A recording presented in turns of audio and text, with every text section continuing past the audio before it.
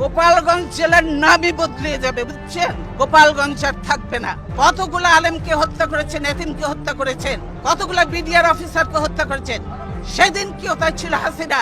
প্রায় এক যুগ পর এসে গোপালগঞ্জ নিয়ে খালেদা জিয়ার ভবিষ্যৎবাণী যেন সত্যি হতে যাচ্ছে।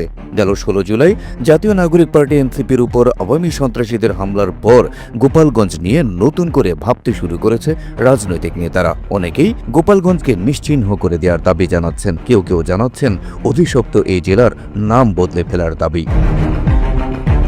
তবে গোপালগঞ্জ নিয়ে সবচেয়ে আলোচিত বক্তব্য দিয়েছেন আলোচিত ইসলামী বক্তা এবং কুষ্টিয়া 3 আসনের জামায়াতে ইসলামীর সম্ভাব্য প্রার্থী মুফতি আমির হামজা। তিনি গোপালগঞ্জ জেলার নাম বদল নয়, জেলাটিকেই নিশ্চিহ্ন করে দেওয়ার দাবি তুলেছেন। শুধু নাম না, আমার মনে হয় জেলাকে 4টা আশপাশের জেলার ভেতরে ভাগ করে দিলেই ভালো হয়। প্রস্তাব দিয়েছেন গোপালগঞ্জকে 4 ভাগ করে পার্শ্ববর্তী 4 জেলা নড়াইল, ফরিদপুর, মাদারীপুর ও বরিশালে দিয়ে দেওয়া হোক।